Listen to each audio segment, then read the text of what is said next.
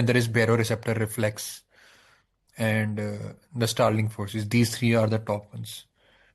All right.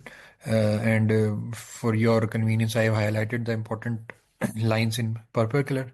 And again, the diagrams are the most important ones to memorize. So starting, first of all, we will be discussing the autonomic nervous system effects on the heart.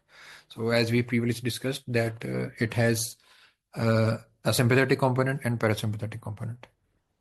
So what are the effects of sympathetic as well as parasympathetic activation on the heart?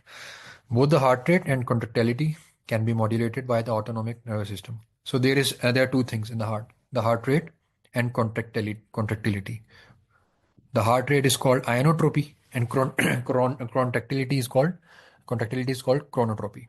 All right. So we can whenever we say that the uh, uh, certain pharmacological agent, certain drug is positively inotropic, it means it will increase the heart rate. And if it is said that it is positively chronotropic, then it means that it will increase the contractility. So that needs to be differentiated as well. All right. So sympathetic stimulation increases heart rate and contractility. So sympathetic has both positive effects. So think of it like that way, that I previously mentioned that sympathetic stimulation is related to the fight and flight response. So that whenever there is a fight or flight event in front of us, we need more heart rate, more contractility. So in that way, you can remember that what will be the effect of sympathetic stimulation, and the opposite will be true for the parasympathetic stimulation. Activation of sympathetic nerves also causes arterial and venous vasoconstriction. So both the arteries as well as veins, they will be constricted. What will be the effect of that? Arterial vasoconstriction increases total peripheral resistance. So remember the highlighted portions. The total peripheral resistance as the result of sympathetic stimulation will increase. Venoconstriction does not significantly impede flow because venous resistance is low compared to arteries. So veins, as we will discuss further on, they are basically capacitance vessels. They are there to hold the blood, whereas the arteries and the arterioles are resistance vessels. But it reduces their compliance and hence capacity. So the capacity of the veins is ultimately reduced due to venoconstriction. Thus, vasoconstriction has the same effect as increasing blood volume and increases CVV. So as a result of venoconstriction, more of the blood will be pumped back to the heart. As a result, the central venous pressure will increase in sympathetic stimulation.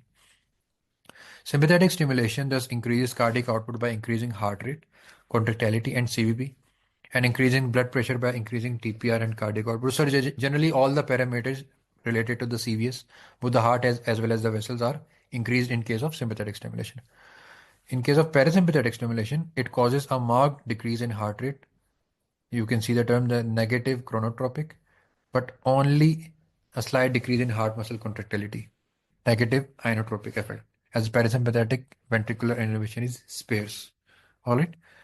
So I said it in a reverse order.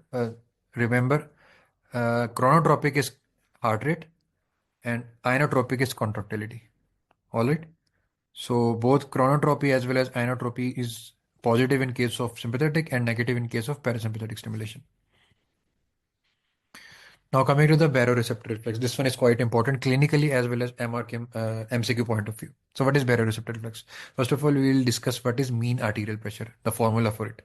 So the formula for mean arterial pressure is cardiac output multiplied by total peripheral resistance. Cardiac output is itself dependent on the central venous pressure, which in turn is highly dependent on the blood volume. All right. Alterations of any of these variables may change mean arterial pressure. So all the three are interrelated. So cardiac output is increased, mean arterial pressure will increase. If the total peripheral resistance is raised, then the mean arterial pressure will also raised. All right. So coming to the postural hypotension. So you might have noticed that whenever, particularly in the adults, when we rise up from suddenly from lying position, we might feel some dizziness. Why does it happen? So that is the basic physiology we are discussing now. On standing from a prone position, gravity causes blood to pool in veins in the legs. Central venous pressure falls, causing a fall in stroke volume and cardiac output. So stroke volume is basically the amount of blood being ejected out of heart with each heartbeat. All right. So causing a fall in stroke volume and cardiac output due to Starling's law. We will be discussing the Starling law shortly. And thus a fall in blood pressure. Normally, this fall in blood pressure is rapidly corrected by the baroreceptor reflex, which causes. I will be reading the slides first, then explaining the concept, which causes venoconstriction, partially restoring CVB and an increase in the heart rate and contractility. So, restoring cardiac output and blood pressure impaired autonomic nervous activity in the elderly accounts for the greater likelihood of postural hypotension. Any symptoms of dizziness, blood vision, or syncope is due to a transient fall in cerebral perfusion that occurs before cardiac output map can be corrected. Now, why does this happen? Why does it happen that whenever we stand up suddenly, particularly in the adults, the we feel dizziness? So basically, there is pooling of blood, and as the result of pooling of blood, you can see here there is decrease in mean arterial pressure because all the blood has been pooled in the legs. As a result of this decreased mean arterial pressure, there are certain receptors in carotid as well as aortic arch, baroreceptors. They are uh, sensitive to fall in blood pressure. Whenever uh, they are stimulated as a result of decreased MAP, they will send the signals to the cranial nerve 9th and 10th. Basically, the firing of the baroreceptor as well as cranial nerve 9th and 10th will decrease. This is important. As a result of decreased mean arterial pressure, both the baroreceptor activity as well as vagus and glossopharyngeal nerve activity will decrease. As a result of this decrease, the sympathetic stimulation will get activated, and as a result of sympathetic overdrive, both the contractility, heart rate, venous constriction, venous return, and arterial constriction. So all the parameters we have discussed previously of the CVS will rise. As a result, the map will be restored to the previous volume. So that is what baroreceptor reflex is called. Arterial baroreceptors are located in the carotid sinus and aortic arch. So remember the locations of the baroreceptors, carotid sinus and aortic arch, and detect the mean arterial pressure.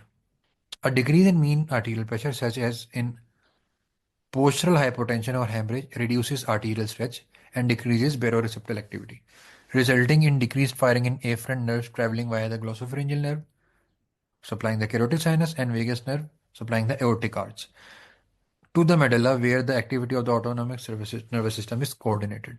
All right. Sympathetic nerve activity consequently increases, causing an increasing heart rate and cardiac contractility. Peripheral vasoconstriction with an increase in total peripheral resistance, and venoconstriction with an increase in CVP, and thus an increase in cardiac output and blood pressure. Parasympathetic activity, vagal tone decreases, contributing to the rise in heart rate. Mean arterial pressure therefore returns to the normal. An increasing MAP has the opposite effect. So this is what baroreceptor is all about. Again, there is decrease in MAP. The baroreceptors in carotid, sinus, and aortic arch, they decrease their firing. As a result, the afferent signals via glossopharyngeal and vagus nerve, they decrease, and as a result of this decrease, there is increased sympathetic overdrive, and then the map is restored to the previous levels. Now, the baroreceptors are most sensitive between 80 and 150 millimeters of mercury. So, for the systolic of 80 and 150, this is the range in which the baroreceptor reflex functions, and their sensitivity is increased by a large pulse pressure. So, the pulse pressure is basically the difference between the systolic and the diastolic blood pressure. All right. They also show adaptation. If a new pressure is maintained for a few hours, activity slowly moves towards normal. The baroreceptor reflex is important for buffering short-term changes in MAP, for example, with postural changes or when muscle blood flow increases rapidly in exercise. All right. So, Dr. Kiran, do you have any question regarding baroreceptor reflex? Because this is quite important. I will take the session a little bit slow so that others can join as well. But we will finish it in time, inshallah. Any questions? It's clear, okay. Now, we will discussing the capillary filtration. The capillary wall is very permeable to water. Water tends to flow from a low to a high osmotic pressure, but from a high to low hydrostatic pressure. So what is said is that we previously discussed that the concept of osmosis. As far as osmosis is concerned, the water flows from the area of low osmolality to high osmolality, where it will follow the osmotic particles. But the opposite is true if we discuss it with regard to hydrostatic pressure. It will move from the area of high pressure to the low pressure, hydrostatic pressure. So hydrostatic pressure are basically the outward movements. The force which forces the uh, water to move out of the capillaries. That is what hydrostatic pressure means. The net flow of water across the capillary wall is therefore determined by the balance between the hydrostatic pressure, which tends to drive water out of the capillaries, and the oncotic pressure. So the oncotic pressure in the capillaries is basically due to the proteins. They are trapped inside the vessels. They cannot leave via between the endothelial cells. So the oncotic pressure will tend to move the water inside. It will pull in the water, whereas hydrostatic pressure will push out the water. So the balance between them will decide in what direction will the water flow. Now the Starling equation. Starling equation tells us that the net flow of water across the capillary wall is proportional to pressure difference between the capillary interstitium. This is the hydrostatic pressure between the capillary and the interstitium, and the oncotic pressure difference between the capillary and the interstitium. So PC minus PI is the difference in the hydrostatic pressure between the capillary and in the interstitial space, and pi P minus pi I is the difference in osmotic pressure between plasma and interstitial fluid. I will try to explain it with the help of diagram as well. A positive value means there is a net fluid movement out of the capillary filtration. So if the value is positive, it means that the water will be moving outward. A negative value means there is a net fluid movement into the capillary, that is absorption. So the filtration is movement outside the capillary, it will be positive, and absorption is basically movement inside it is the influx of the water from interstitium to the capillaries, and it will be denoted in negative. Oncotic pressure. Across capillaries, unlike proteins, most ions and small molecules diffuse easily, and thus the crystalloid osmotic pressure they exert is roughly the same on either side of the capillary wall. For this reason, the osmotic force across the capillary wall is largely determined by protein concentration in the blood. Plasma protein concentration is normally much higher than interstitial protein concentration because very little protein is filtered. Plasma colloid osmotic pressure is therefore higher than interstitial colloid osmotic pressure and tends to draw fluid intravascularly. So that is what I said, that as proteins are trapped inside the vessels, they cannot move outside. So the oncotic pressure will tend to move the water from outside to the inside. That is what oncotic pressure is. Capillary hydrostatic pressure normally varies from, remember these values: 35 millimeter of mercury of hydrostatic pressure at arteriolar end, and 15 millimeters of mercury at the venous end. Whereas the interstitial hydrostatic pressure is normally close to zero. So at the artery it is 35 and at the venous end it is 15. The greater hydrostatic pressure inside the capillary tends to drive filtration of water out of the capillaries into the tissues. Now the net filtration. Normally overall the hydrostatic pressure along the length of the capillary is greater than plasma oncotic pressure, and thus there is a small net filtration of fluid from the capillary into the interstitial space of about 4,000 liter of plasma entering the capillaries daily as the blood recirculates. A net filtration of 8 liters occurs. Alright. A reduction in the plasma protein such that occurs in starvation, loss of endothelium integrity with diffusion of protein into the interstitial space will reduce the oncotic pressure between the, this is the P minus I is oncotic pressure between the two sides, leading to enhanced filtration and loss of fluid into the tissues. Increased filtration is also caused by high venous pressure. So what does this mean? First of all, let's understand the diagram. So this is the arterial end. The pressure here will be 35, hydrostatic pressure. This is the venule end. The pressure at hydrostatic pressure will be 15 here.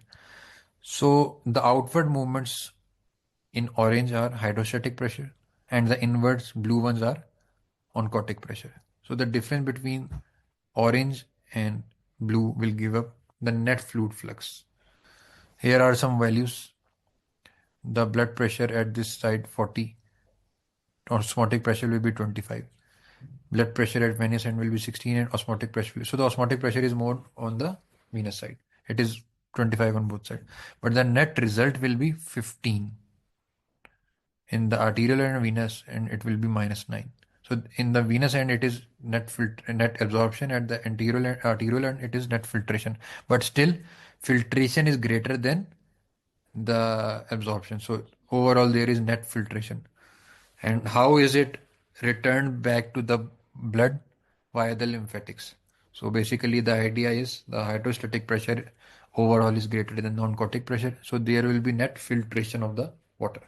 The water tends to accumulate in the interstitial spaces, but we need to restore the blood volume to the previous levels. So their lymphatic system will come into function, and it is responsible for bringing back, absorbing all the extra fluid, and again draining the blood to the venous system.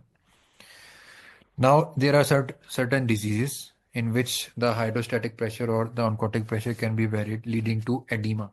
So, supposedly there is starvation. Starvation will lead to hypoproteinemia. There will be less protein, so there will be less oncotic pressure. So, there will be net filtration.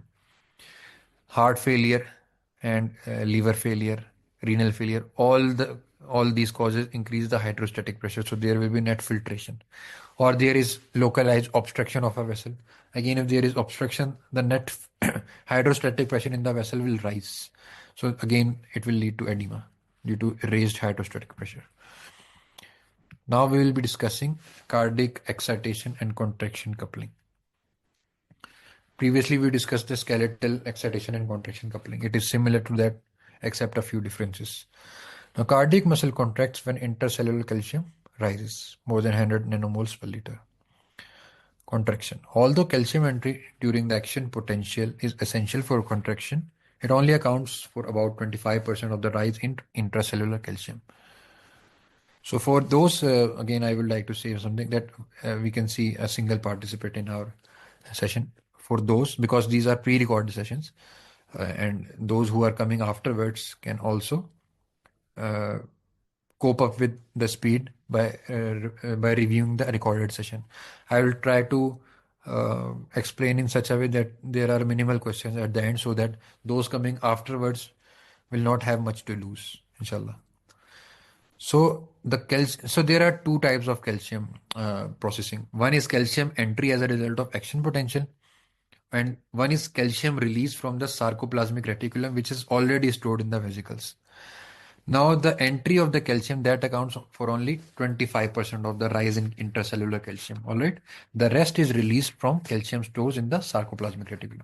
So two types of calcium. Action potentials travel down invaginations of the sarcolemma called T-tubules. So just like in the skeletal muscle we discussed yesterday, the sarcolemma invaginates in the form of T-tubules up till the sarcoplasmic reticulum. During the action potential plateau, calcium enters the cell. So as soon as the action potential, the nerve impulse reaches the sarcoplasmic reticulum, the calcium will first enter via the ion channels and activates calcium-sensitive calcium release channels in the sarcoplasmic reticulum, allowing stored calcium to flood into the cytosol. This is called calcium-induced calcium release. The amount of calcium released is dependent on how much is stored and on the size of the initial calcium influx during the action potential. So this is what they are saying. So this graph here, green, this is the action potential. This is the sarcolemma, this is the invagination of the T tubule, and this is the sarcoplasmic reticulum. So as the action potential reaches here, the calcium channels will open as a result of action potential. Now, okay, the calcium around 25% this calcium entry is only responsible for 25% of rise in calcium. So these calcium channels will open and calcium will enter. Now this influx of the calcium will further activate the release of calcium from the sarcoplasmic reticulum. Inside the sarcoplasmic reticulum, there are stored calcium vesicles. So this is calcium-induced calcium release from sarcoplasmic reticulum. That is what it says. Now the cardiac myocyte microstructure. We have already discussed the skeletal muscle cardiac microstructure. It is similar with the heart, but a little bit of difference. The myocardium is composed of cardiac muscle cells called myocytes. The cells are striated. So both the skeletal muscles as well as the heart muscles are striated due to the arrangement of thick and thin filaments which make up the bulk of the muscles, although they are less organized than in skeletal muscles. The myocytes are small and branched with a single nucleus and are rich in mitochondria. So each cell has one nucleus and mitochondria. Why are they rich in mitochondria? Because as mitochondria is the powerhouse of the cell, heart is continuously pumping. It has high myocardial oxygen demand. That is why. The normal pumping action of the heart is dependent on the synchronized contraction of all cardiac cells. Cardiac myocyte contraction is not dependent on an external nerve supply, but instead the heart generates its own rhythm, inherent rhythmicity. So this is important. Heart does not need external nerve stimulus for it to contract or to stop. It has its inherent nervous activity. It is not like that a particular nerve is supplying to the heart, and if that nerve is transacted, then the heart will stop. That is not the case. The nerves innervating the heart only speed up or slow down the rhythm and can modify the force of contraction. So they are only responsible for regulating the heart rate and contraction. They cannot stop or start the heart. Okay. Now the synchronicity between myocytes occurs because all the adjacent cells are linked to one another at their ends by specialized gap junctions formed of connexons within the intercalated disc. So between the, I will show it with the help of diagram. So this is the heart muscle from the outside. From the outside, we can see there are for certain, these are the intercalated discs, as you can see. Inside the discs, we have gap junctions in the green area. All right. Intercalated disc, and inside the disc, we have gap junctions. So what are the functions of gap junction? Gap junctions allow action potentials to spread rapidly from one cell to another and allows the myocardium to act as a functional syncytium.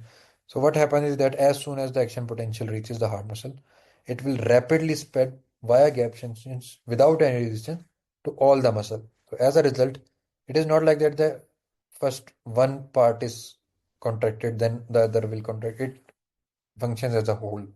All right. So what functional syncytium means that it will contract as a single unit. The intercalated discs also provide structural attachments, desmosomes between myocytes to distribute force. Although a rise in intracellular calcium initiates contraction in the same way as in skeletal muscle, the mechanisms leading to rise in intracellular calcium are fundamentally different. So, in the case of skeletal muscle, it was just action potential leading to release of calcium from the sarcoplasmic reticulum. But in case of heart, there is initially calcium influx, then the influx calcium will lead to further release of stored calcium from the sarcoplasmic reticulum. Now we'll be discussing the special circulations. These circulations are special because they react differently in times of stress or sympathetic or parasympathetic stimulation. So coming to the skeletal muscle circulation, the skeletal muscle circulation normally receives about, try to remember the amount of cardiac output each of these circulation receives because these are asked. All right. So the skeletal muscle circulation normally receives about 15 to 20% of the cardiac output, but this may rise to greater than 80% during exercise. So understood? Initially 15 to 20%, just one fifth, but it can rise up to 80% in case of exercise. Skeletal muscle provides a major contribution to the total peripheral resistance, and sympathetic regulation of muscle blood flow is important in the baroreceptor reflex. So basically, total peripheral resistance is due to arterioles, and skeletal muscles have a large number of arterioles. That is why it contributes majorly in total peripheral resistance. At rest, most capillaries are not perfused as their arterioles are constricted. Capillaries are recruited during exercises by metabolic hyperemia caused by release of potassium and carbon dioxide from the muscle and adenosine. So, what are the factors responsible for causing hyperemia or increased blood flow to the skeletal muscles? Potassium, carbon dioxide, and adenosine. All right. This overrides sympathetic vasoconstriction in working muscle. The latter reduces flow in non-working muscle, conserving cardiac output. So, what happens is that as a result of sympathetic stimulation, when the person is exercising, there is sympathetic overdrive, or most of the arterioles are constricted as a result of sympathetic stimulation. In order for this sympathetic stimulation to be overdriven, there are certain metabolites such as potassium, adenosine, carbon dioxide, which will cause relaxation of the arterioles. Hence, more blood will be reaching the exercising muscles, while the other muscles they will not receive that much of a blood supply due to vasoconstriction as a result of sympathetic overdrive. Pulmonary circulation. The pulmonary circulation is not controlled by either autonomic nerves or metabolic products. And the most important mechanism regulating flow is hypoxic pulmonary vasoconstriction, in which small arteries constrict in response to hypoxia in contrast to elsewhere in the body. If an area of lung is poorly ventilated and the alveolar partial pressure of oxygen is low, pulmonary blood vessels are constricted and blood is diverted to the areas of the lung that are better ventilated, thus maintaining the optimal ventilation perfusion matching. This effect is accentuated by high alveolar partial pressure of carbon dioxide. The response is unhelpful in the presence of global lung hypoxia at altitude or in respiratory failure, where it may contribute to the development of pulmonary hypertension and right-sided heart failure called pulmonary. So what does it mean? Generally, what happens is that when there is hypoxia, elsewhere in the body, there will be vasodilation so that more blood can go.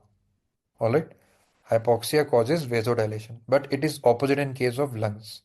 Hypoxia causes vasoconstriction in case of lungs, so that the areas which are poorly ventilated, they are receiving less oxygen, so they will not be receiving much of the blood due to vasoconstriction.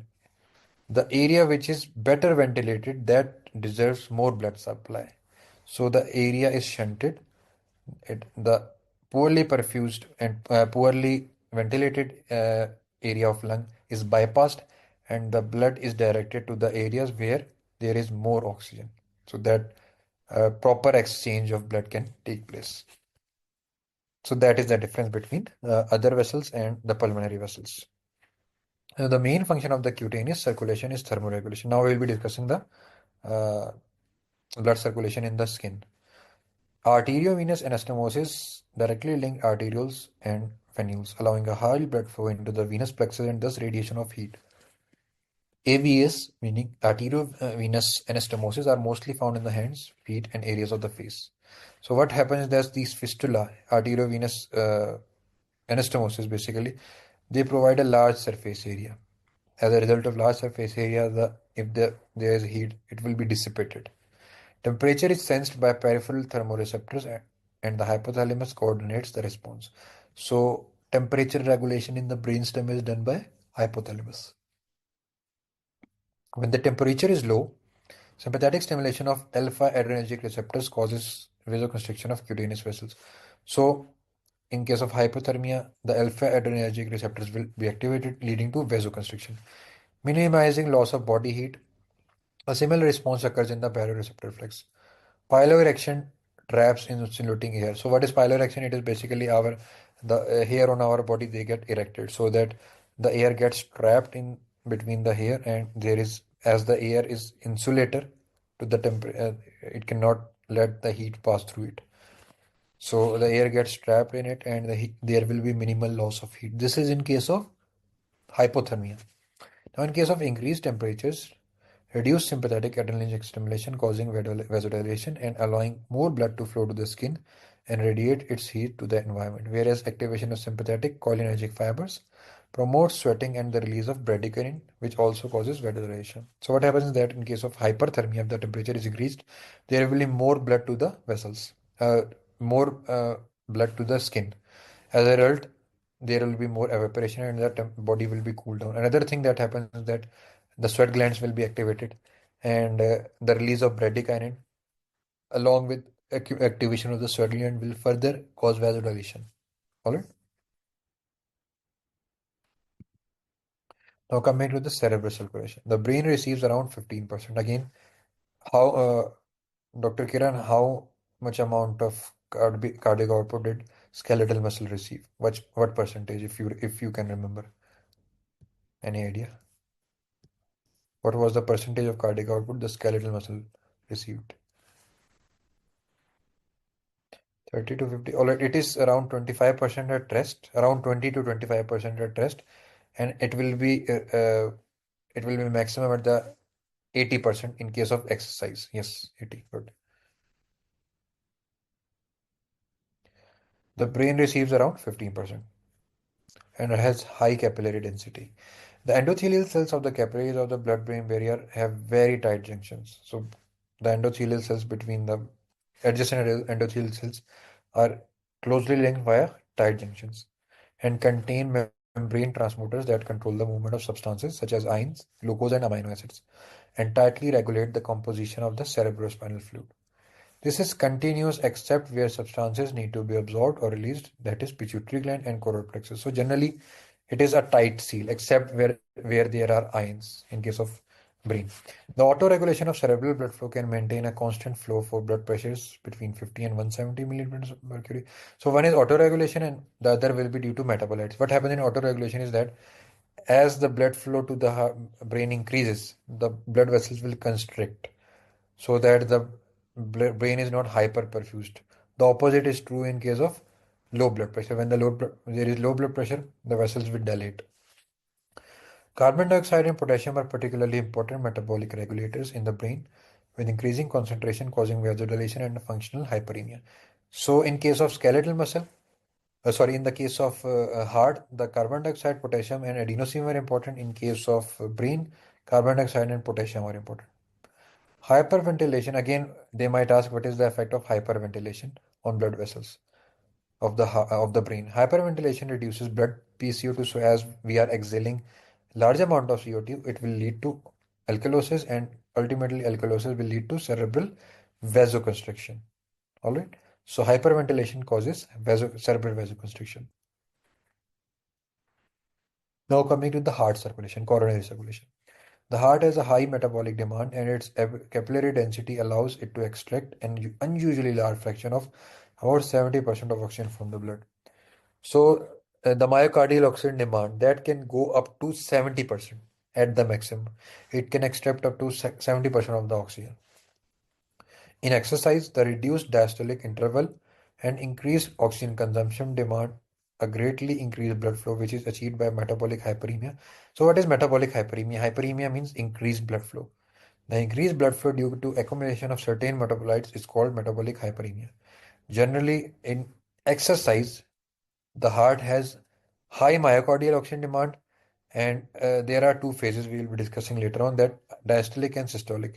The heart gets its supply during diastolic phase. So what happens in case of tachycardia, in case of increased heart rate, the diastolic phase is decreased. So the coronary circulation will be getting compromised. So how is it compensated? Via metabolic hyperemia mediated by adenosine, potassium, and hypoxia. So try to remember the components of metabolic hyperemia in case of skeletal muscle, heart, as well as brain. In case of heart, it is adenosine, potassium, and hypoxia. This overrides the vasoconstriction mediated by sympathetic nerves acting at alpha-adrenergic receptors. Now we'll be discussing the conducting system of the heart. We have discussed the much of it in the anatomy of the heart as well, but we will be discussing it again. The cardiac conduction system initiates and coordinates contraction of the heart. Sinoatrial node. The heartbeat is initiated by spontaneous depolarization of the SA node. So the word spontaneous depolarization is important, all right? A region of specialized myocytes in the right atrium, close to the coronary sinus. The rate is modulated by the autonomic nervous system. Action potentials in the SA node activates adjacent atrial myocytes and a wave of depolarization and contraction therefore spreads through atrial muscle. This is prevented from reaching the ventricles directly by the annulus fibrosus. So as soon as the SA node starts firing, it is not like that the AV node will start firing at once.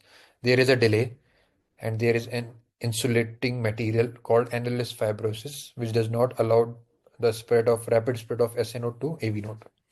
Coming to the AV node, impulse generated by SA node is then channeled through the atrioventricular node located between the right atrium and ventricle near the atrial septum. The AV node contains small cells and thus conducts slowly and delays the impulse for about 120 milliseconds. So the AV node, that is the reason that PR interval is around 120 to 200 milliseconds, allowing time for atrial contraction to complete ventricular filling. So SA node, the impulse travels from SA node to AV node. Through the AV node, there is slow conduction. What happens is that as a result of this slowing of conduction, there will be adequate relaxation of the heart so that the heart can fill properly. Conduction of the impulse. Once ventricular filling is complete, just a minute, give me a minute.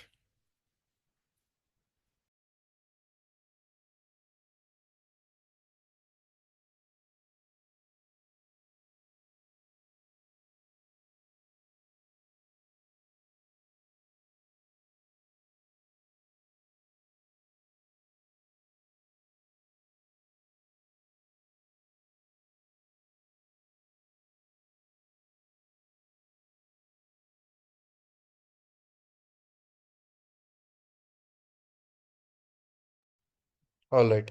So the conduction of the impulses. Once ventricular filling is complete, the impulse is then transmitted by specialized wide fasting conducting myocytes in the bundle of his. So AV node leading to the bundle of his right and left and ultimately to the Purkinje fibers, by which it is distributed over the inner surface of both ventricles. From here, a wave of depolarization and contraction moves from myocytes to myocytes across the endocardium until the whole ventricular mass is activated. I will be reading through this slides, but there is not much to explain regarding this. Because the SA node is responsible for the rest of the heart's electrical activity, it is called the primary pacemaker. So, one question: what is the primary pacemaker of the heart? The primary pacemaker is SA node. Now, remember one concept. We have someone in. Yes, SA node. Good. So, what is the reason for? And Dr. Kiran, can you answer? What is the reason that SA node is the primary pacemaker? Why not anything below the SA node, or AV node, Purkinje fiber, or bundle of his? Any idea about that? Although I will teach that later on, but just to get the idea of it. Why is it that SA node is the pacemaker? Why not AV node or bundle of his or Purkinje fibers? Any idea? Because of its position. Okay, anything else? Do you have any idea about the firing rates of SA node, AV node, Purkinje fibers? So the idea is SA nodes is fastest in firing. It has a pulse rate of 60 to 100. It fires at the rate of 60 to 100. So the idea is the fastest will win. All right. Had it been that the AV node supposedly it fires at the rate of 100, then it would have been the primary pacemaker. Basically, the fastest pacemaker suppresses all other pacemakers. So that is the reason if there is SA node blockage, any problem with SA node.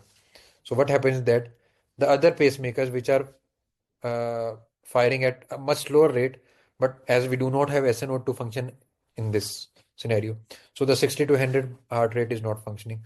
So the next AV node will come, it fires at the rate of 40 to 60 beats per minute. So it will take over, but still the other will be silenced because they have much lower heart rate. So do you get this concept that the fastest will win? Okay, thank you. But there are some things called ectopic pacemaker. Ectopic means that they are firing outside these SA node, AV node, outside their normal position. Ectopic means outside the normal position. If they are firing above the rate of SA node, then they will take over. Then they will be the pacemaker. All right. The SA node controls the rate of contraction for the entire heart muscle because its cells have the quickest rate of spontaneous depolarization. So the important word is spontaneous depolarization. Why is it spontaneous? Because it does not require any external stimulus, external nerve supply for being depolarized. Although the heart rate can be increased or decreased as a result of nerve stimulation, but it cannot be initiated or stopped. Thus, they initiate action potentials the quickest. The action potential generated by the S node passes down the electrical conduction system of the heart and depolarizes the other potential pacemaker cells to initiate action potentials before these other cells have had a chance to generate their own spontaneous action potential. Thus, they contract and propagate electrical impulses to the pace set by the cells of the SA node. This is the normal conduction of the electrical activity in the heart. So, one thing is important. One thing is pacemaker, and one thing is that the electrical impulses are traveling through it. Pacemaker is basically the property to generate the action potential.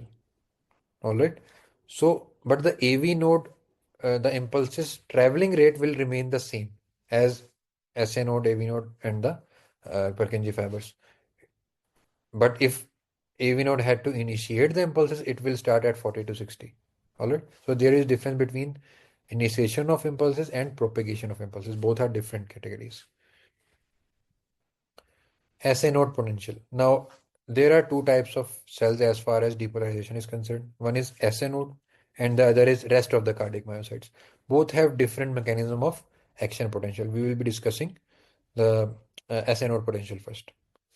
First of all, I will be discussing this diagram. So look at this diagram closely. Then I will be reading the rest previous two slides. Then you can understand this easily. So remember that this dotted line is the threshold potential and this is the resting membrane potential. So you might remember that yesterday we discussed the action potential in case of neuromuscular or nerve to nerve. It was just like this. Now in case of SA node, there is a slow uptake. We will start from 1. What is 1? Funny sodium channels, IF, are open. So funny sodium channels, these are basically slow sodium channels. They will, they are, one thing is important. This is continuous. Why? Because it does not stop. The heart is continuous in beating and it does not require any external action potential for it to be started. So there is sodium influx via sodium channels. Then at the just before the threshold, there is opening of T-type calcium channels. T-type calcium channels open, pushing the membrane potential to threshold. So initially it is sodium channels, slow sodium channels, not fast sodium channels. It is slow sodium channels.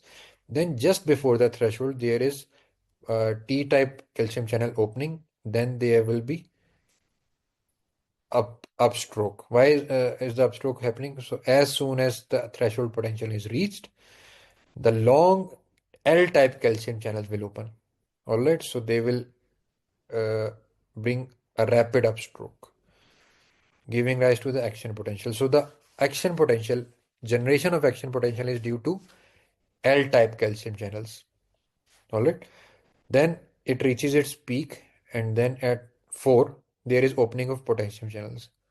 As a result of potassium channels opening, the uh, action potential will start decreasing, and the membrane potential will be going to the negative sign, and the calcium channels will close, hyperpolarizing the cell. All right. There will be initially there will be sodium influx, then calcium influx, then potassium efflux. All right. So now we will be going through the slides. The action potential of the SA node differs from that in the ventricular muscle. The resting potential of the SA node is about -60. Remember this figure. It is -60. And it decays steadily with time until it reaches a threshold potential of -40. All right. So when an action potential is initiated. So threshold membrane potential is -40. The upstroke of the AP is slow, so it is not due to activation of the fast sodium channels like cardiac myocytes, but instead slow L-type calcium channels. I am in hospital now. Okay. So initially the slow upstroke was due to initially sodium entry, then calcium T-type channels, but the upstroke of the action potential will be due to slow L-type calcium channels. The slow upstroke means that conduction between the nodal myocytes is slow, which is particularly important at the AV node, which has a similar AP to the sinoatrial node. The rate of decay of the SA node resting membrane potential determines the rate of action potential and therefore of a heart rate. It is therefore called the pacemaker potential. The pacemaker potential decays because of the slowly reducing outward potassium current set against a slow inward sodium leak through slow sodium channels, and to a lesser extent of slow inward calcium channel through T-type calcium channels. Factors that affect these currents alter the rate of decay and the time to reach threshold as this heart rate and are called chronotropic agents. So what does it mean? I will tell in a while. Noradrenaline is a positive chronotrope and causes a faster rate of decay. Chronotrope means positive chronotrope means the thing that is increasing the heart rate. It causes a faster rate of decay and thus heart rate, whereas acetylcholine is a negative chronotrope and lengthens the time to reach the threshold and decrease the heart rate. So what does it mean? So this is slow decay. So the more time it takes to reach threshold potential, the slower will be the heart rate. The rapid, if it is reaching the threshold potential rapidly, then there will be increase in heart rate. So one factor that is that will increase the heart rate is sodium entry. What is the other factor? The other factor is this: the time it takes to the time it takes from action potential up till the resting membrane potential. These two things will determine what will be the heart rate. So noradrenaline will cause much influx of the sodium and much efflux of the potassium, so it will increase the heart rate. Whereas the acetylcholine will have the opposite effect. So that is what it says here. That was about the SA node. Again, -60 is resting membrane potential. I will summarize the MCQs which can come from here. One MCQ that can come, what is the resting membrane potential of SA node? That is minus 60. What is the threshold potential of SA node? Minus 40. The action potential of the SA node is due to L-type calcium channels. Remember L-type calcium channels. Alright. So these are the things you need to remember regarding SA node. Now coming to the cardiac action potential. This is different from SA node. This action potential functions in any cell apart from the SA node in the myocytes. Alright. So as you can see, the resting membrane potential is minus 90. Alright. What happens is that there is opening of fast sodium channels. Fast sodium channels in case of cardiomyocytes, rapid upstroke. This is the zero phase. Then there is opening of potassium channels. But as soon as opening of potassium channels happens, there is opening of L-type calcium channels as well. So what happens is that potassium is getting out, calcium is getting in. So there is a neutral phase called plateau phase. And then the calcium channels close, and then there is potassium efflux, and then back to the resting membrane potential. Alright, so this diagram does not apply to nodal issue. You understand that? Because there is a main difference. Let's summarize the difference between those two. The resting membrane potential of SA node is minus 60, while it is minus 90 in case of uh, cardiomyocytes. The threshold is minus 40 in case of SA node, it is minus 65 in case of cardiomyocytes. The action potential in case of SA node is due to L-type calcium channels, while it is due to fast sodium channels in case of cardiac myocytes. In case of SA node, there is no plateau phase, while in case of cardiac myocyte action potential, there is a plateau phase. Got it? So we will be discussing these in upcoming slides. The resting membrane potential of ventricular myocyte is about minus 90.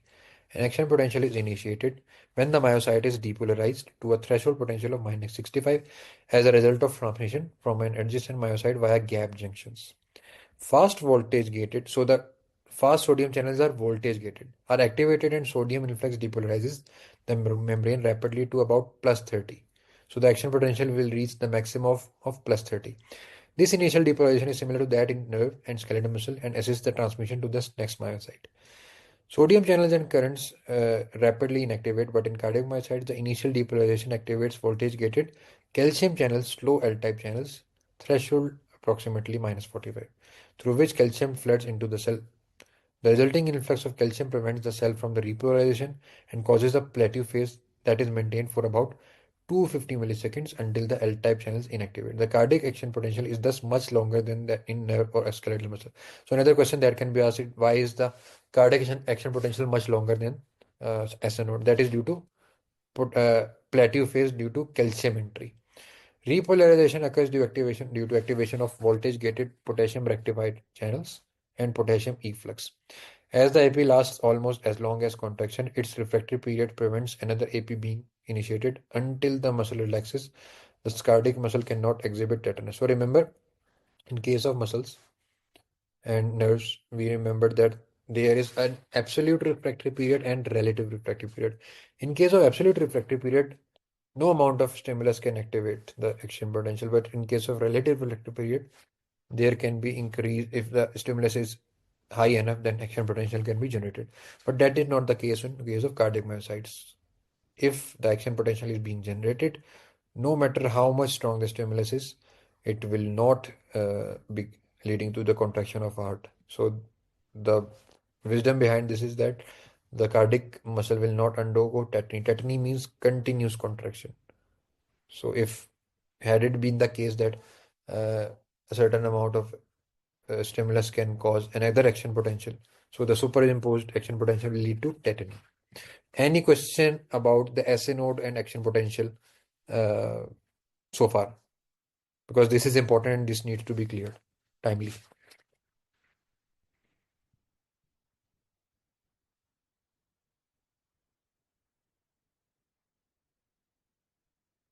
All right, so no questions so far. All right. Can you repeat SA node and AV node action potential? What exactly do you want me to repeat in this or the whole graph? All right.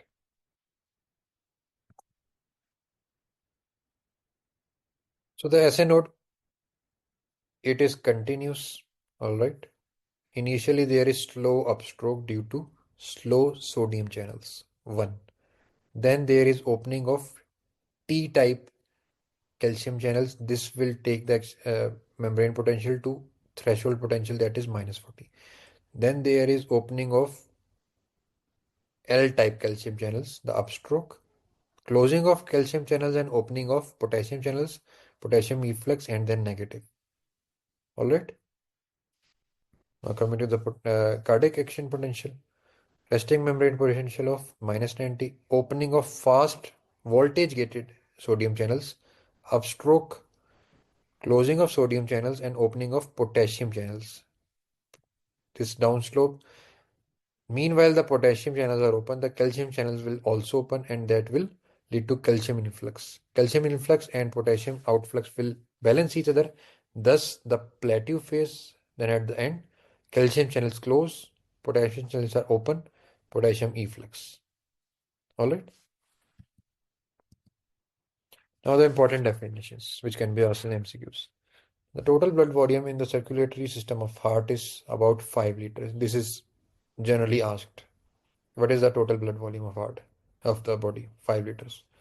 The stroke volume is the volume of blood ejected per beat. So with every heartbeat, the amount of blood that is ejected, it is called stroke volume, and it is around 70 ml per beat at rest. The heart rate is the number of beats per minute. It is usually about 70 beats per minute. We all know that. The cardiac output is the volume of blood pumped out of heart via the aorta per minute. So the per minute volume of the blood that is being contracted by the heart is called cardiac output. It is stroke volume into heart rate. So 70 into 70, 4900 ml per minute, so around 5 liters per minute. So the total blood of the body was 5 liter, and approximately the cardiac output is 5 liter per minute. So with each minute, the whole blood circulates through the heart. All right. Mean arterial pressure. During systole, the pressure in the left ventricle increases and blood is injected into the aorta. The rise in pressure stretches the elastic walls of the aorta and large arteries and drives blood flow. Systolic pressure is the maximum arterial pressure during systole. During systole, arterial blood flow is partly maintained by elastic recoil of the walls of large arteries. The minimum pressure reached before the next systole is the diastolic pressure. So whenever the heart is contracting, there is a maximum pressure of the arteries and there is minimum pressure. The maximum is called systolic and the minimum is called diastolic. Alright. So the difference between systolic and diastolic is pulse pressure, while one third of the pulse pressure plus the diastolic pressure is called mean arterial pressure. Mean arterial, ideally the mean should be systolic plus diastolic divided by 2, but that is not the case because the diastolic is around 2/3 of the cardiac cycle.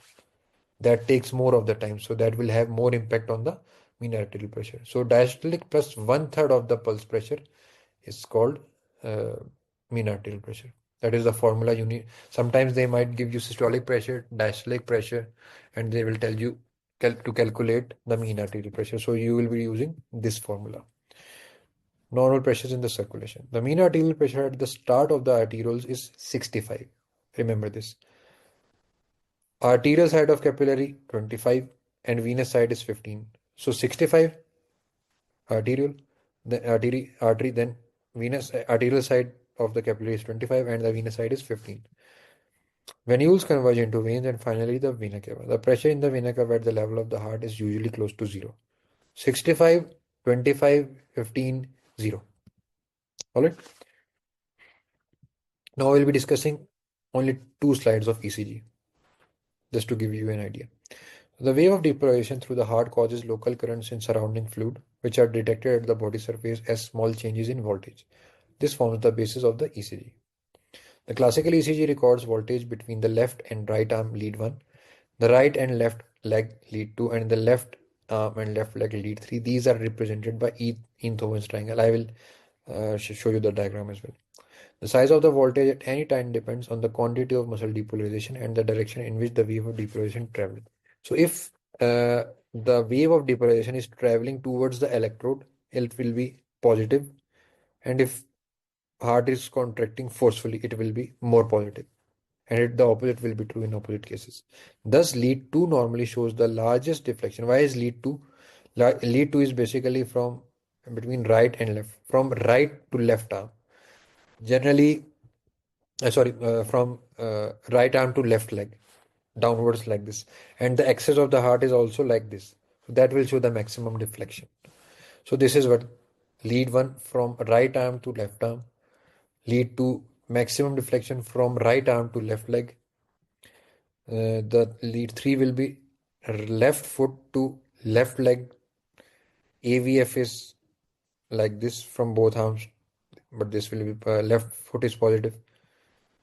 AVL is left arm is positive, and AVR right arm is positive. All right. If you get the diagram, then you can solve the MCQs as easily. All right.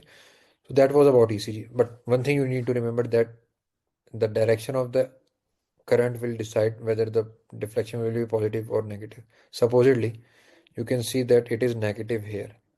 All right. So why is it negative? The direction of the current is like this. It is away from the heart. That is why it is negative here. In AVR, it is just opposite. It is moving to the right side, whereas the axis of the heart is left side. That is why it is negative. AVR negative is normal. Frank-Starling relationship. Cardiac output is determined by the heart rate and stroke volume. Stroke volume is dependent on the filling pressure, the preload, the cardiac muscle, the contractility, and the pressure against which the heart has to pump the afterload. So first, let's get an idea. I will be explaining you in my own words first, then we will be reading to the diagrams. So supposedly this is heart. It is receiving blood and pumping out blood. All right. So there is a principle that the more there is stretching of cardiac muscle fibers, the more forcefully will the heart contract. Again, the more there is lengthening or stretching of the heart muscle fibers, the more will be the force with which the heart will contract.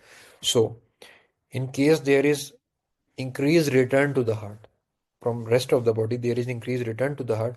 This return of the heart is called returning blood to the heart is called preload. Pre means before. So before the heart, the blood that is returning to the heart is preload. The more the amount of blood that is returning to the heart, the greater will be the stretching of the fibers, and hence there will be more increased cardiac output. The less the stretching of the fibers, if the preload is more, the cardiac output will be more. If the preload is less, the cardiac output will be less. So remember that. Now coming to the cardiac contractility. The more the fiber length, the more will be the cardiac output. The greater the contractility, the greater will be the cardiac output. And lastly, afterload. What is afterload? Afterload is basically the resistance against which the heart has to pump. So heart has vessels, pulmonary artery and aorta in front of it. If they have high resistance, then there will be decreased cardiac output. All right. So I will explain it with this. Remember this diagram. This diagram is very important. All right. So generally, what they ask in Frank-Starling is that this is a Frank-Starling curve. All right. So you need to memorize, just cram it. I gave you the concept, but just cram it that increasing. Okay, the things that are moving the heart to the right. All right.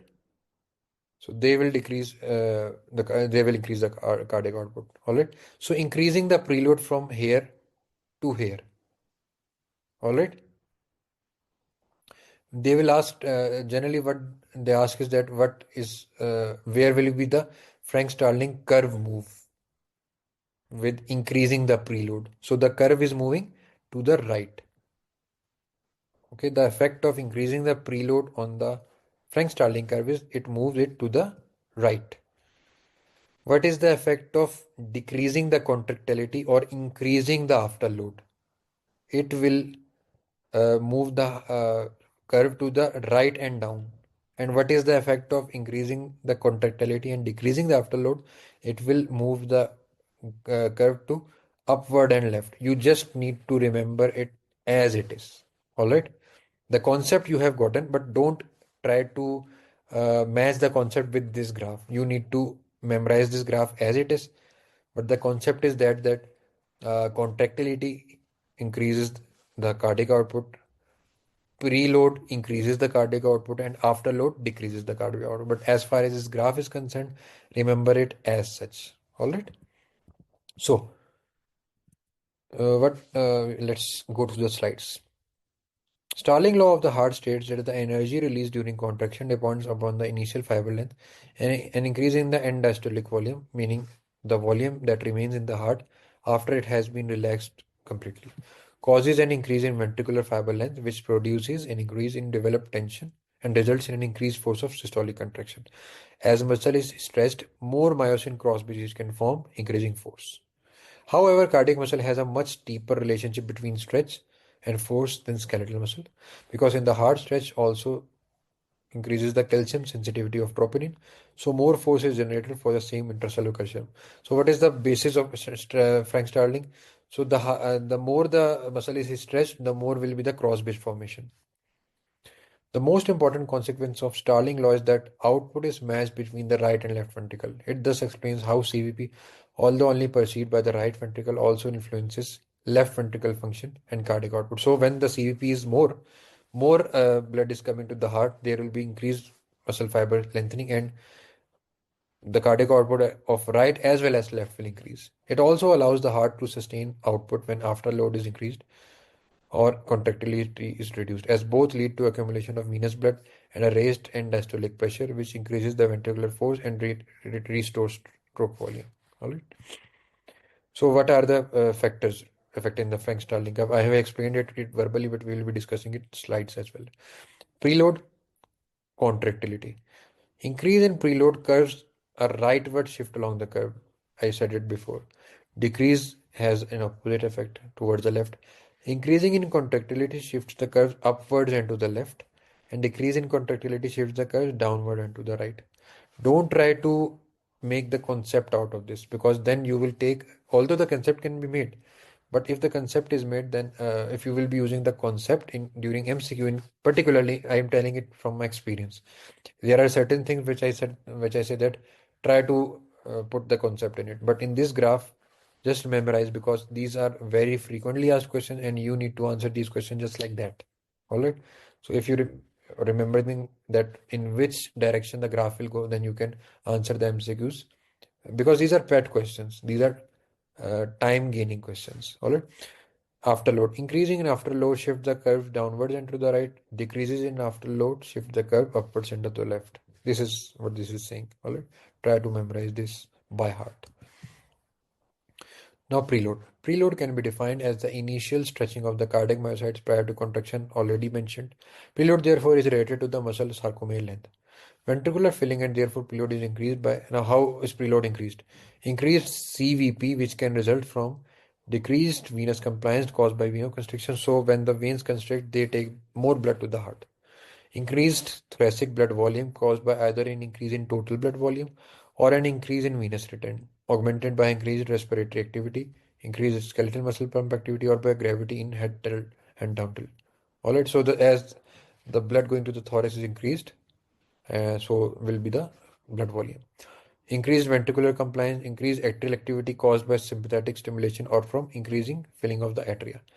Reduced heart rate, which increases ventricular filling time. So when there is reduced heart rate, the diastolic part will be more and there will be more filling. Ventricular filling and therefore preload is decreased by, so this will be opposite to the previous slide. Decreased CVP by reduced blood volume, that is hemorrhage. Gravity causing blood to pool in lower limbs. So in all the both situations, the volume will be reduced and there will be less amount of volume available for the heart, for the return to heart. Impaired atrial activity such as atrial fibrillation, tachycardia, which reduces ventricular filling time, decreased ventricular compliance, ventricular hypertrophy, inflow, mitral and tricuspid valve stenosis, which reduces ventricular filling. All right. So if there is mitral stenosis, less of the blood will go from atria to the ventricle, and there will be less of the uh, muscle length, muscle lengthening. Now, contractility. Inotropy. Contractility corresponds with the inotropy. It is the intrinsic ability of cardiac muscle to develop force at a given muscle length. It is determined by the intracellular calcium. Increases in contractility causes an increase in stroke volume or cardiac output for any level of right atrial pressure or end diastolic volume, and hence shifts the Starling curve upward. Whereas the opposite, when the contractility is reduced, it shifts the Starling curves downwards. Afterload. It is determined by the resistance to outflow from the ventricle, which for the left ventricle is mainly determined by the aortic pressure. So left ventricle has to pump against the aorta, whereas right ventricle has to pump against pulmonary artery. So that is what afterload means. An increase in afterload, that is hypertension, valve stenosis, results in decrease in stroke volume and a downward shift of the Starling curve. This decrease in stroke volume, however, results in an increased end systolic volume. So what is end systolic volume? The volume of the blood that remains at the level after each contraction. All right. As a result, blood accumulates on the venous side and filling pressure rises. This will result in a secondary increase in preload and a rightward shift along the Starling curve. Cardiac output is restored at the expense of an increased EDP. So what they are saying is that supposedly there is more resistance, there is more afterload. So the heart will contract, but it will not be contracting up to its maximum. So what happens that it has to contract against much higher resistance. So after the contraction, more of the blood will remain in the heart. But as a result, more of the blood will be on the venous side. There will be increase in CVP. As an increase in CVP, will be increase in preload, and as a result of increase in preload, there will be increase in cardiac output. So that increase in afterload will be compensated by increasing preload. Inotropic effects on heart. All right, just a minute.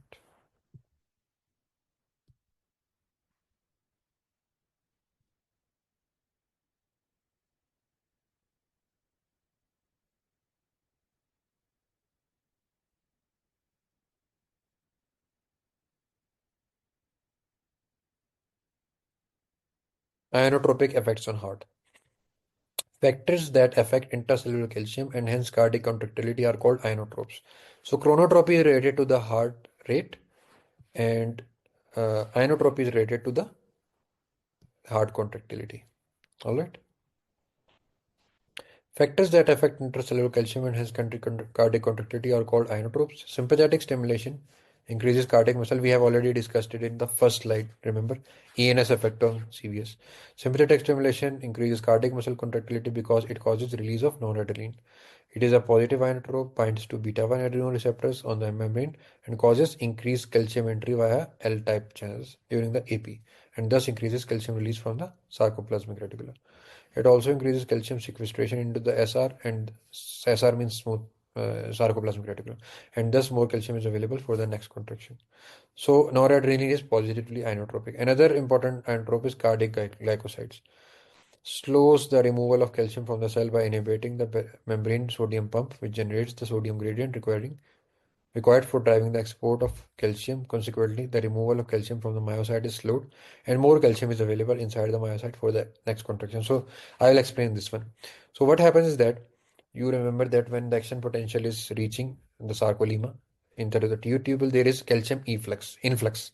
But this calcium level of the intracellular environment needs to be maintained. Ultimately, when the heart is relaxing, the calcium will go outward via sodium potassium pump.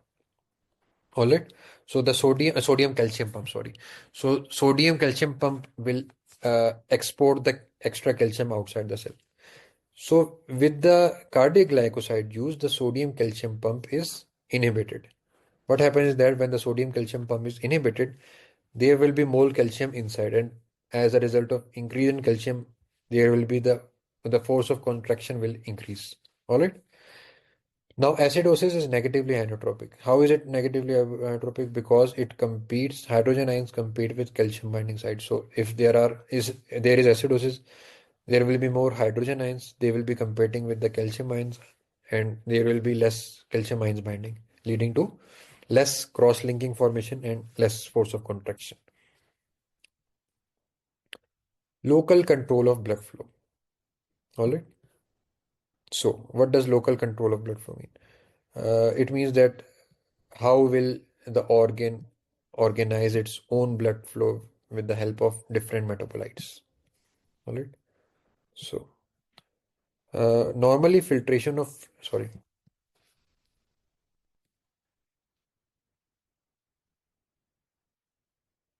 So,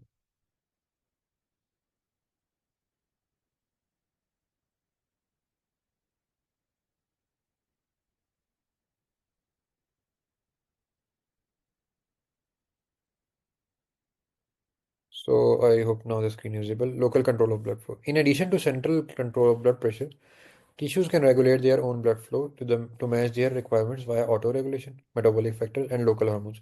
So, what is autoregulation? Autoregulation is the ability to maintain a constant blood flow despite variations in blood pressure. So, what happens is that the blood pressure can fluctuate, but they will ensure that the pressure inside the organ remains constant. So the limit is between 50 and 170. As far as the fluctuation is between 50 to 170 milliliter mercury, the auto-regulation will function. Auto-regulation is important in brain, kidney, and heart. All right. So they might ask that which organs function via auto-regulation. So the answer will be brain, kidney, and heart.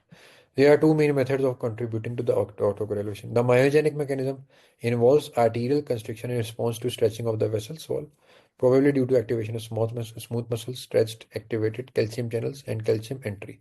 So what they are saying is that if there is high blood flow, so there will be more stretching of the smooth muscle fibers of the arterioles. So as a result of that stretching, in reflex, the arterioles will constrict, so they won't allow the excess amount of pressure to go to the organ. That is what myogenic mechanism means. The second mechanism of autoregulation is due to locally produced vasodilating factors. An increase in blood flow dilutes these factors, causing vasoconstriction, whereas decreased blood flow has opposite effect. So supposedly we have uh, calcium, we have nitrous oxide. That is a vasodilating factors. If the blood flow is more, then it will dilute the nitrous oxide and there will be less vasodilation. It will lead to vasoconstriction. Whereas the opposite will be true. If there is less blood flow, there will be accumulation of nitrous oxide and it will lead to vasodilation and more blood flow to the organ, even in hypoperfusion cases. Now the lymphatic capillaries. Normally filtration. Now remember that initially we said that there are two forces, hydrostatic and oncotic pressure. The hydrostatic forces are more as compared to the oncotic forces. So the net result is the filtration. The water moves outside the vessels and it gets accumulated into the interstitium. But it needs to be restored to the original blood volume. So the lymphatic system is responsible for collecting the excess interstitial fluid and draining it back to the blood. Normally, filtration of fluid out of the capillary is slightly greater than the absorption of a fluid into the capillaries. Fluid filtered by the microcirculation, about 8 liters per day, is returned to the circulation by the lymphatic system. Lymphatic capillaries are blind-ended tubes walled with endothelial cells which allow the entry of fluid, protein, bacteria, but prevent their exit. So they are act like one wall. They allow even the large particles can enter, but they do not allow them to leave. Alright.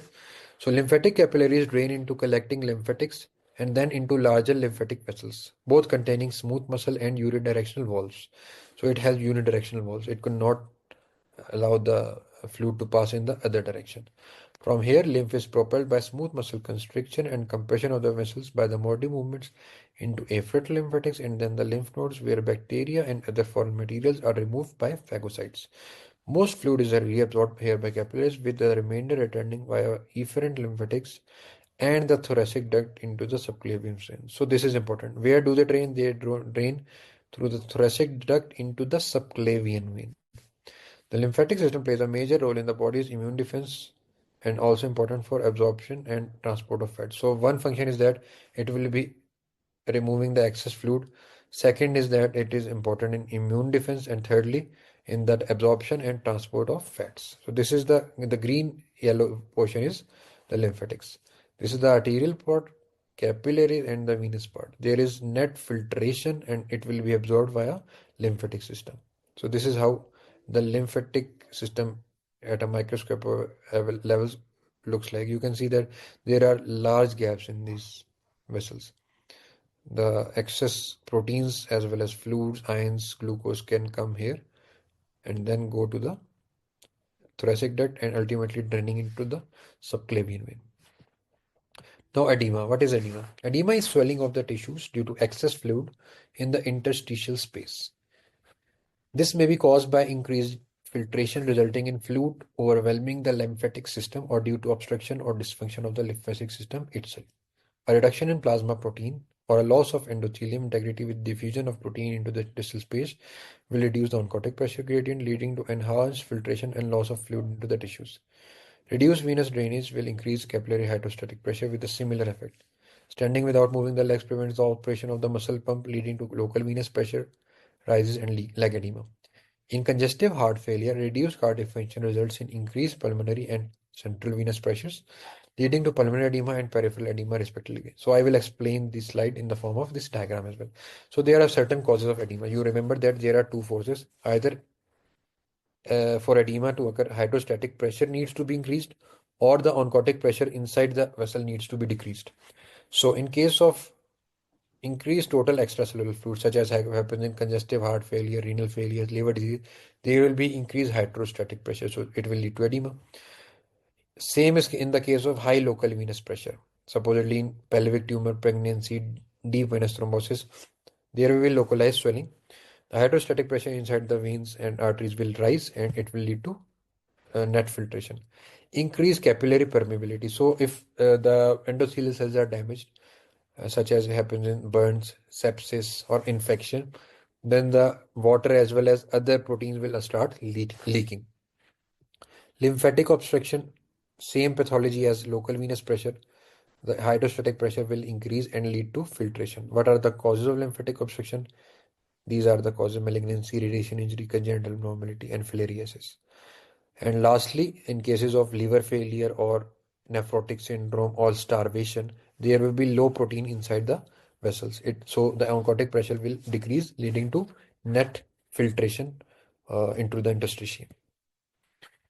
Now we will be discussing the cardiac cycle. Now the cardiac cycle is the most important topic in today's session because a lot of concept building is required. You have to imagine a lot.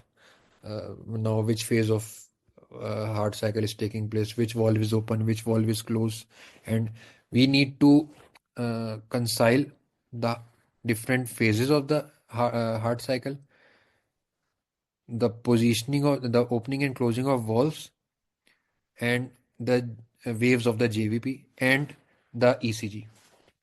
We have to coincide these four findings. All right. The phases of the heart cycle: valve opening or closing, JVP, and ECG. So I will try to make it simple. All right. So listen carefully. The cardiac cycle describes the events that occur during one beat of the heart. At the start of the cardiac cycle, towards the end of the diastole, the whole of the heart is relaxed.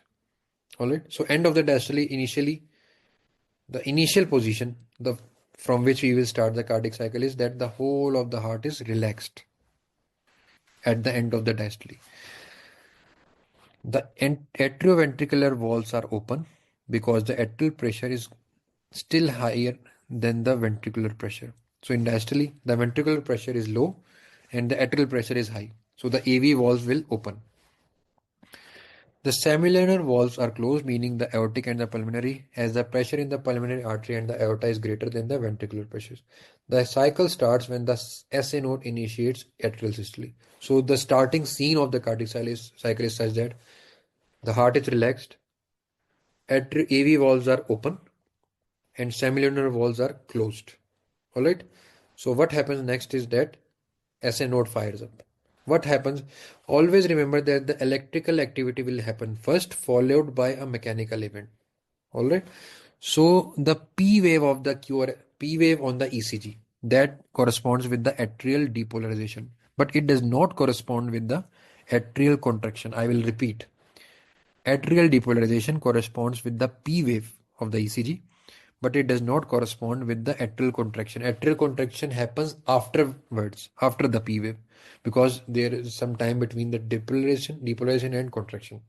So after relaxation, AV valves are open, semilunar valves are closed, SA node will fire up, and then P wave will form.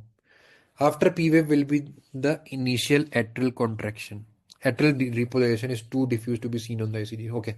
Uh, Atrial contraction will happen, and that is around the PR interval time.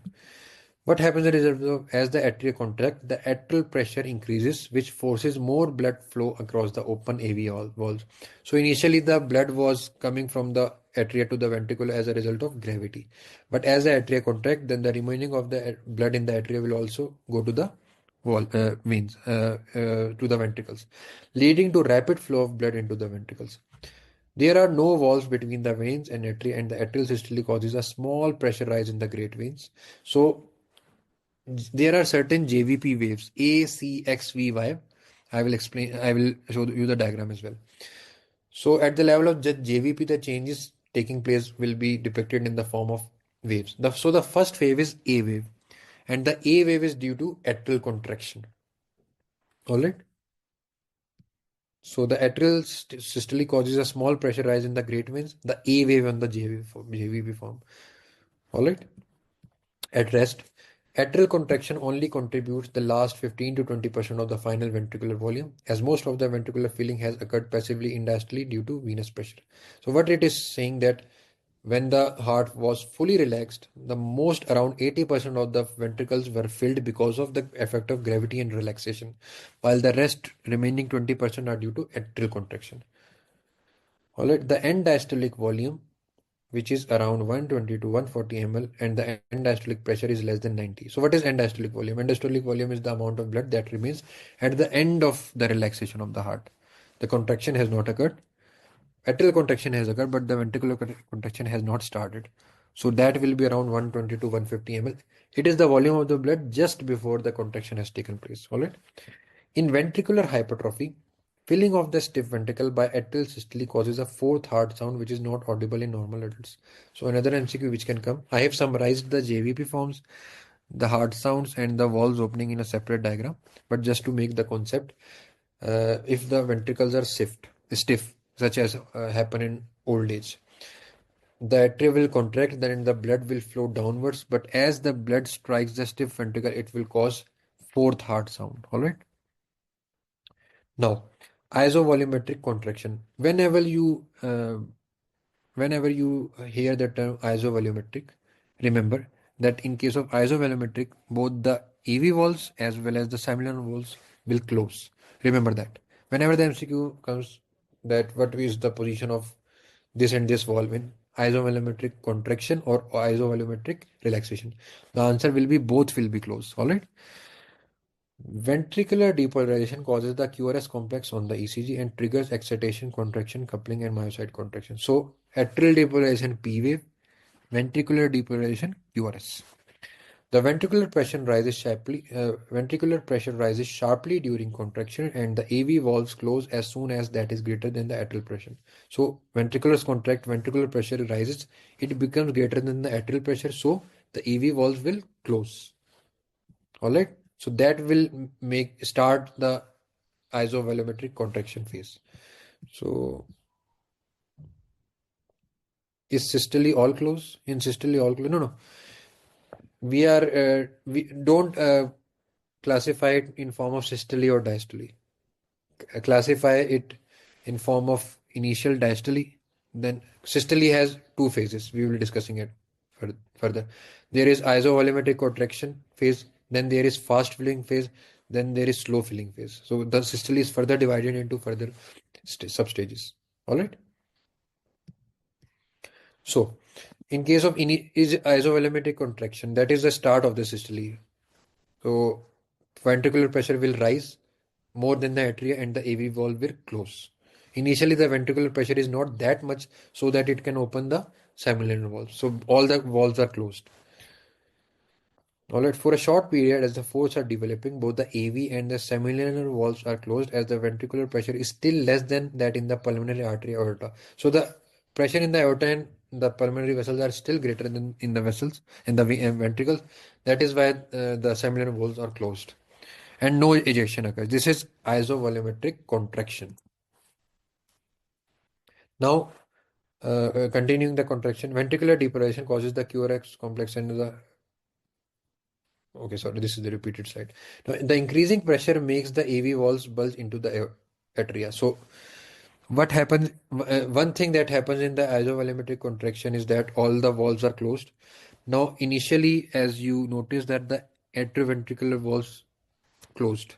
As a result of this, the tricuspid valve will slightly bulge into the right atrium, and as a result of this, there will be a slight upward deflection in the CVP in the form of C wave. So A wave of the JVP was due to atrial contraction, while the C wave is due to tricuspid valve closing during isovolumetric contraction of the ventricles. Now, systole ventricular ejection. Semilunar walls open, AV walls closed. When the ventricular pressure exceeds that in the pulmonary artery and the aorta, the semilunar walls open and the blood is ejected. So initially the ventricle is contracted, but their pressure was not enough to open the valves. So ultimately the pressure rises and the semilunar walls open. But as soon as they open, there will be two phases of filling: the rapid ejection phase and the slow ejection phase. All right. Atrial pressure initially decreases as the atrial base is pulled downward during ejection, expanding the atrial chamber, the X descent of the JVP waveform. So what happens is that initially the ventricular pressure was increased and tricuspid bulged, giving to the C wave of the JVP. Now, as the ventricular pressure increases, the semilunar walls open and all the majority of the blood from the ventricle goes out into the uh, aorta or pulmonary. So there will be a vacuum created in the ventricle.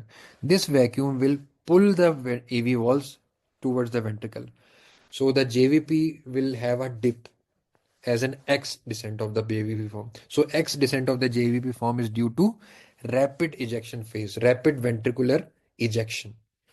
Atrial filling begins in the rapid ejection phase and continues during the reduced ejection phase, and atrial pressure begins to rise. Now, as the ventriculars are being emptied into the aorta and pulmonary trunk back into the right atrium, the atria starts filling from the superior and inferior vena cava. As a result of this atrial filling, there is another wave which is called V wave. All right. So A, atrial contraction; C, tricuspid valve closure; X, rapid ejection phase; V, due to atrial filling. During the second half of ejection phase, the ventriculars stop actively contracting, the ventricular pressure starts to decrease, and the muscles start to repolarize.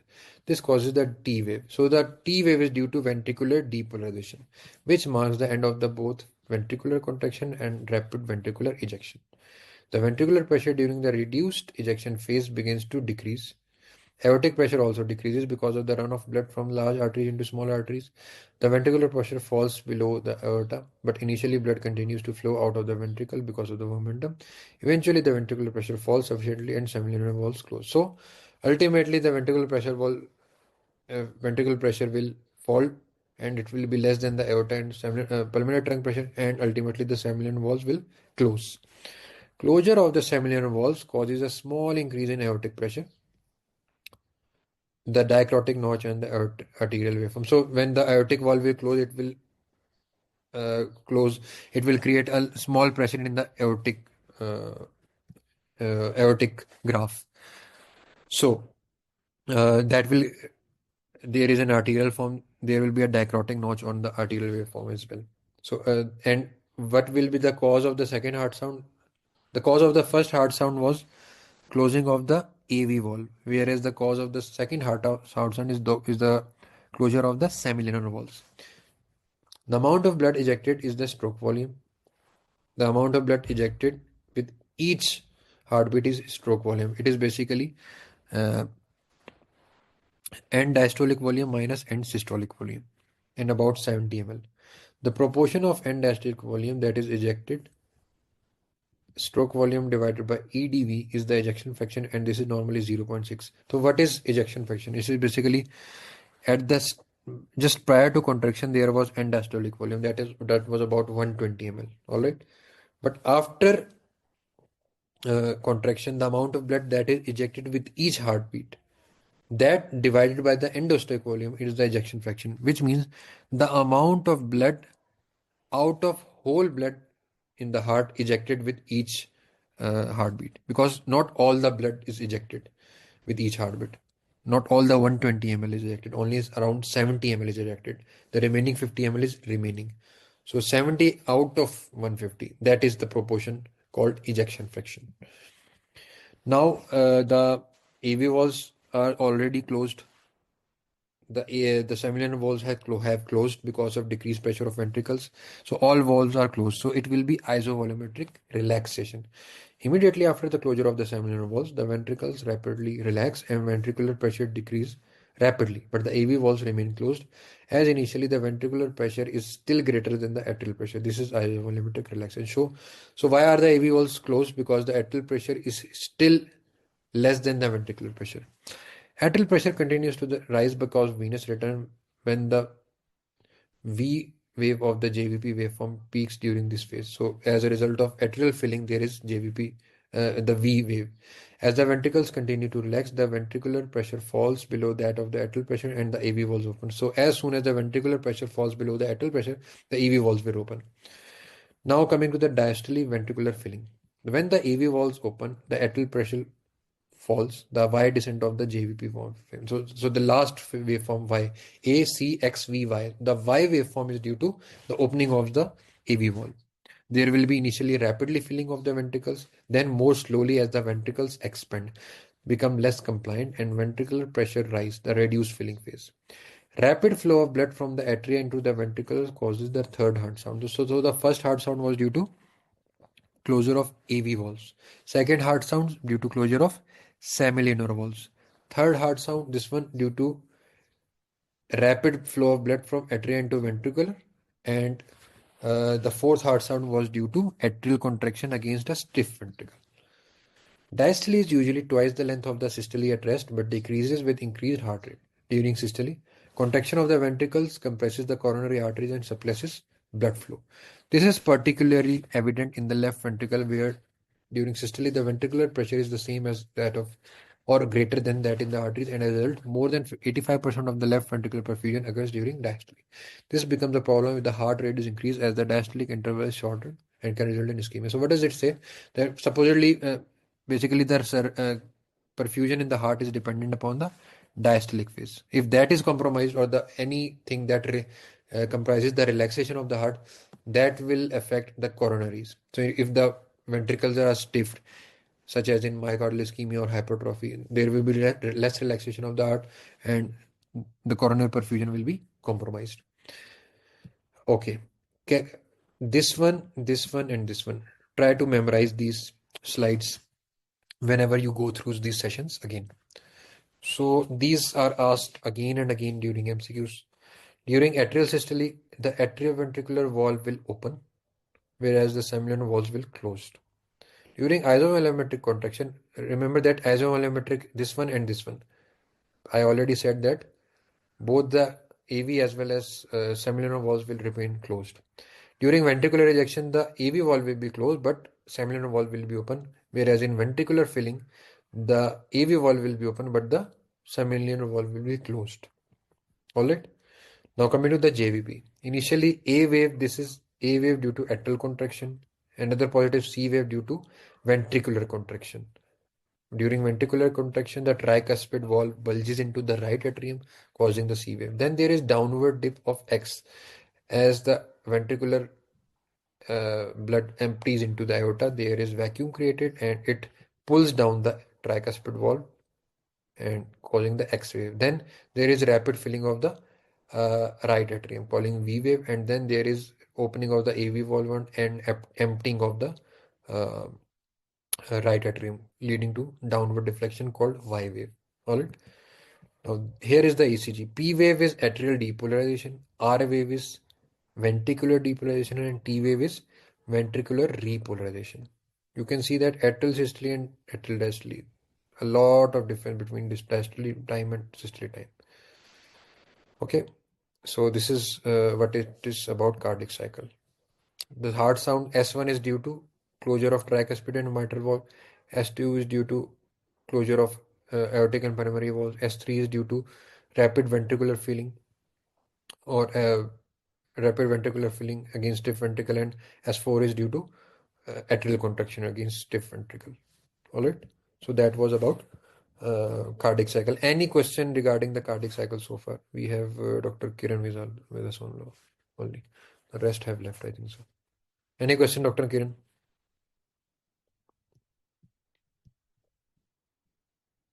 Okay. Now the transcapillary exchange. Capillaries and the small venules are formed from a single layer of endothelial cells supported on the outside by a basal lamina containing collagen. The luminous surface is covered by the glycoprotein network called the glycocalyx.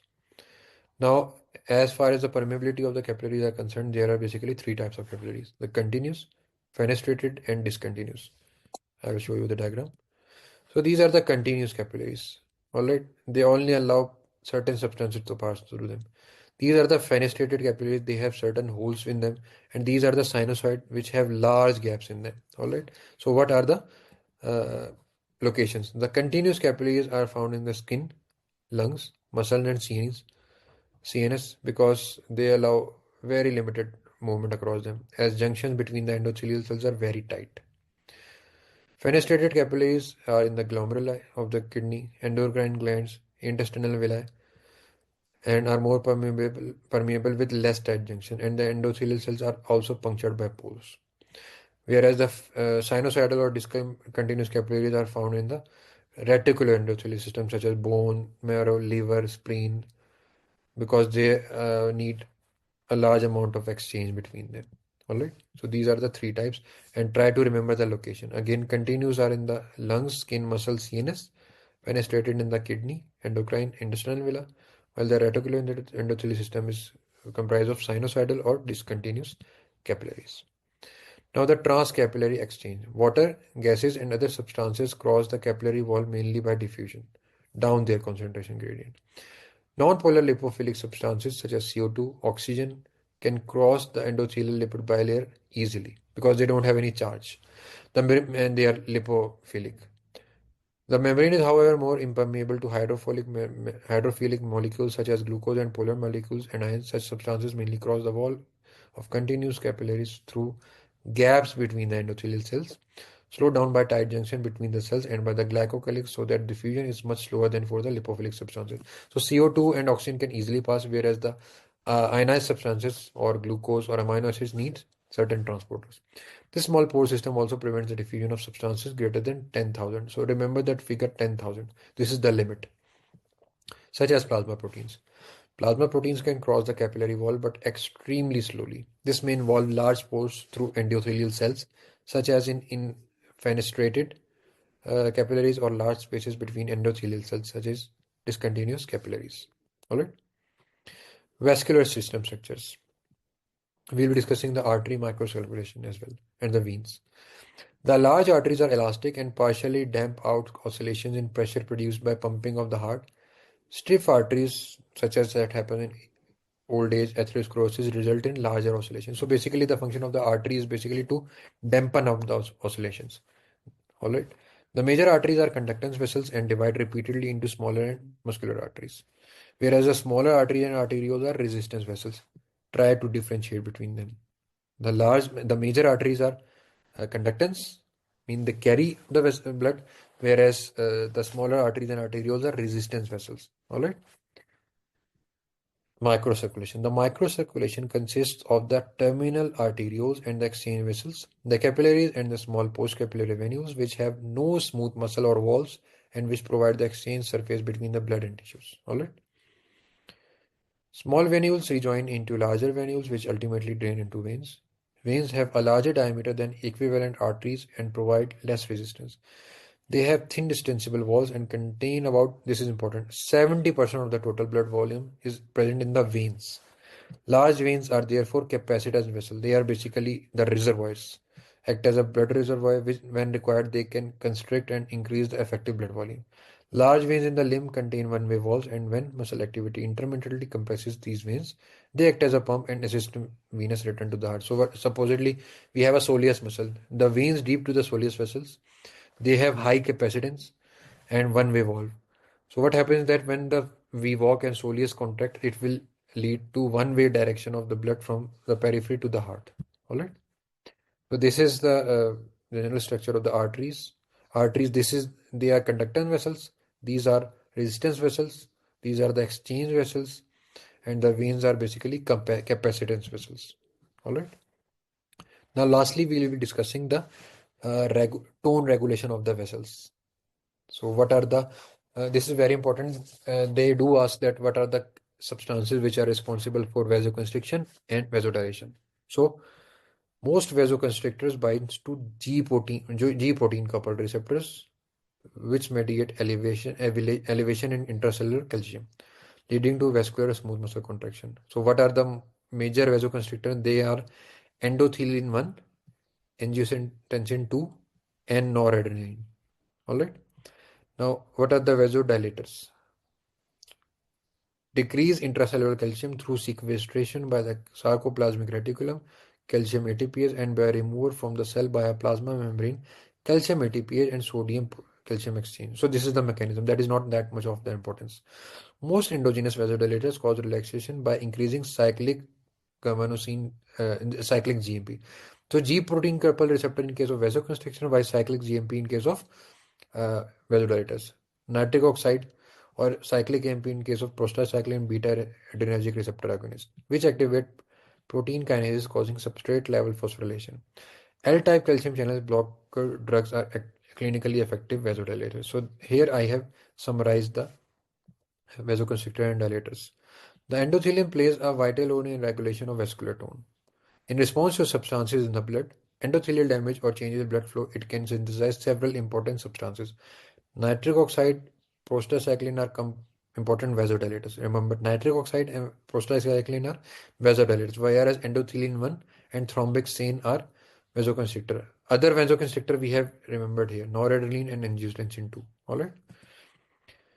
Nitric oxide production by the endothelium is increased by factors that elevate intracellular calcium, including local mediators such as bradykinin, histamine, and serotonin. So all three of them are along with substance P.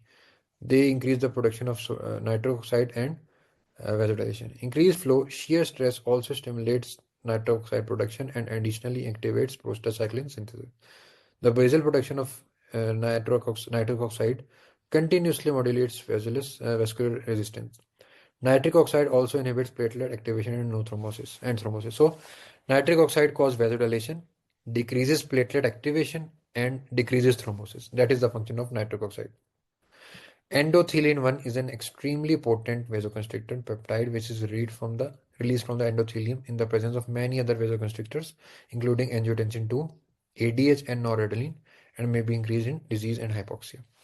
So, the vasoconstrictors are endothelin 1, noradrenaline, thromboxane. Out of this, thromboxane and endothelin 1 are released from endothelium. And the vasodilators mainly is nitric oxide released from uh, endothelium. Apart from them, substance P, histamine, bradykinin, and serotonin are also vasodilators. So that is what is important in uh, CVS physiology. So I think everybody has left, I think. Is that so? And we have finished the CVS physiology as well.